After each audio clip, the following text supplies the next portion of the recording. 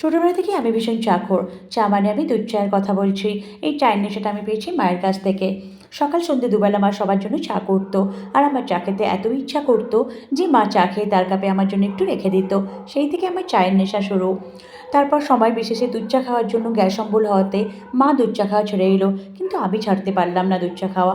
আমার এতই নেশা ছিল যে বর্ষাকালে যদি কখনো বাড়িতে চা না থাকে, আমি ছাতা নিয়ে ছুটবো কাকুর দোকানে চা কিনতে। কাকুর দোকানে না থাকলে আমি একটু দূরেও যাবো চা কিনতে। কিন্তু চা আমার চাই চাই। তো যাই হোক, ৫ বছর আমি ব্যাঙ্গালোরে এসেছি। আশ্চর্য, ব্যাঙ্গালোরে আসার পর থেকে আমার চা খাওয়ার নেশা চলে গেল। হয়তোবা অফিস থেকে ফিরে নিজেকেই চা বানাতে হবে। কে আর অত কাজ করবে? এইজন্যই হয়তো চলে গেছে চা খাওয়ার নেশা। কিন্তু আজ অনেক দিন পর আমি চা বানালাম আমাদের দুজনের জন্য। চায়ের সাথে এখানে কিছু স্ন্যাক্স আছে। স্ন্যাক্স বলতে ভুজিয়া আছে, মসালা পিনাট আছে আর চকলেট শনপাপড়ি। চকলেট শনপাপড়ি আমি প্রথমবার খেলাম, খুব ভাল লাগলো। সত্যি খেতে খুব টেস্টি। চকলেট ফ্লেভার পুরো আর শনপাপড়ি। তোমরাও ট্রাই করতে পারো। আর সঙ্গে নিয়েছি একটু মুড়ি। আসলে আমি বাঙালি তো, চায়ের সাথে একটু মুড়ি না খেলে হয় না।